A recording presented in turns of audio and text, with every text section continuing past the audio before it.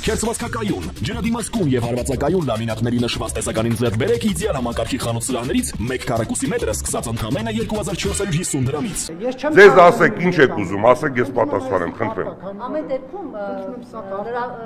ձեր ամբողջ հարցազրույցում դուք նաեւ Ալեն Սիմոնյանի ասածին եք ասում եք, որ ճիշտ են չեն կռվել։ Ներողություն, դուք չեք կարդացել։ Լսեք, ես ասել եմ չեն կռվել։ Չէ, մի րոպե, մենակ թվերը չի։ Այդ հարցին նորից ձեզ լսեք ուշադիր։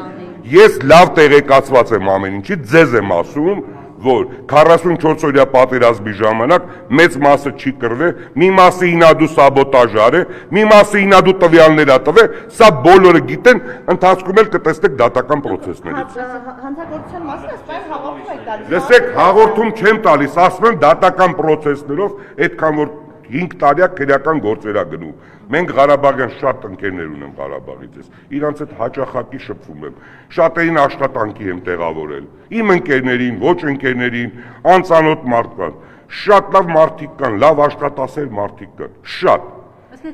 Մեր քույրերն մեծ մասը չի կռվել։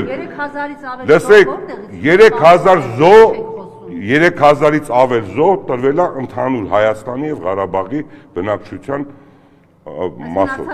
Չեք լսում, 3000-ից ավել զոհ տրվել է եւ Հայաստանից եւ Արցախից։ Են ասել, որ արցախցիները չեն կռվել։ Ոչ, դուք մի վարքյան լսեք, հիմա ձեզ ասում եմ, խնդրում եմ ձեզ, դուք ինքներդ որպես լրագրող, ձեզ հետաքրքրում է այդ հարցը։ Իհարկե մեր արցախցի եղբայրները կռվել են, բայց մենք պետք է մի բան ճշտենք։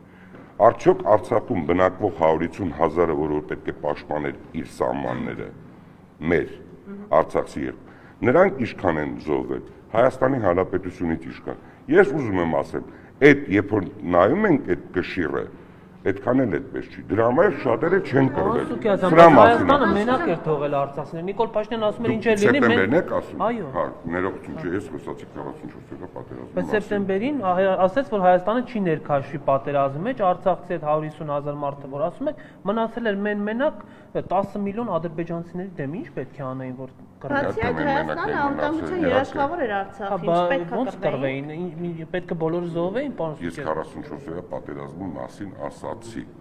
իսկ սեպտեմբերի հետ կապված իհարկե արցախցիները մնացել են մենակ, որտեղ Հայաստանի Հանրապետությունից օգնություն չի եղել։ Պարոն Սուքիասյան, անվտանգության երաշխավոր էինք, չպիտի կռվեինք, որ դուք հիմա ասում եք կռվել ենք, զոհել ենք տվել։ Դուք ներողություն նախ ով եք, որ Ես Նարեն եմ գնունի մեդիահաբեմ լրատվամիջոց։ Լսեք, մեդիահաբ լրատվամիջոց եք, գնացեք ձեզ ֆինանսավորողից հարցրեք ոնց պետք է լինի։ Շնորհակալություն, դուք պատասխանավոր եք, գիտեք պատասխանել բոլոր ինչ եք ուզում պատասխանել։ Ասում եմ չպիտի կռվեինք, հա, չպիտի անվտանգության երաշխավոր լինեինք, եթե Հայաստանի Հանրապետությունը